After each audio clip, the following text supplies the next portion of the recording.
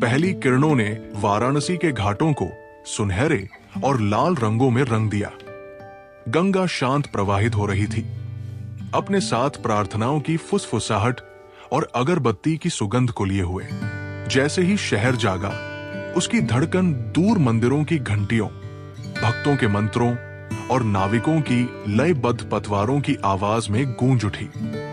ये वह स्थान था जहां समय ठहर जाता था, जहां भूत और वर्तमान एक साथ मिलकर जीवन का संगीत रचते थे। इन्हीं खोजियों और यात्रियों की भीड़ में आर्यन भी था, एक युवा लेखक जो प्रेरणा की तलाश में वाराणसी आया था।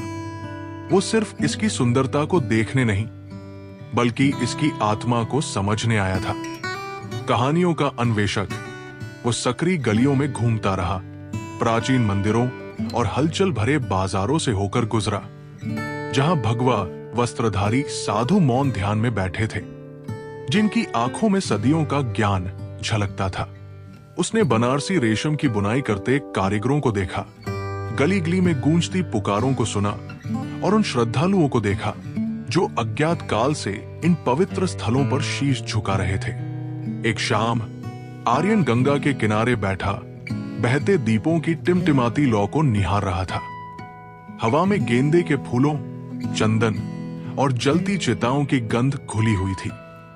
यह था मणिकर्णिका घाट, मुक्ति का द्वार, जहां मृत्यु का शोक नहीं मनाया जाता, बल्कि उसे पूजनीय माना जाता है। उसने चुपचाप उन परिवारों की प्रार्थनाएं सुनी जो अपने प्रियजनों को विदाई दे रहे थे, और अनंत काल की अनुभूति से भर गया। यही उसकी भेंट बाबा कैलाश से हुई, एक वृद्ध सन्यासी जिनकी आंखों में अपार ज्ञान समाया था। गर्म चाय के एक प्याले के साथ बाबा कैलाश बोले, वाराणसी सिर्फ एक शहर नहीं, ये स्वयं काल है। यहाँ जीवन और मृत्यु एक साथ नृत्य करते हैं और हर आत्मा अपनी राह खोज लेती है। आर्यन मंत्रमुग्ध होकर बाबा की बातें सुनता रहा। उन्होंने उसे काशी विश्वनाथ मंदिर में जल रही अखंड ज्योति की कथा सुनाई, जो किसी भी आक्रमण या युद्ध से कभी बुझी नहीं।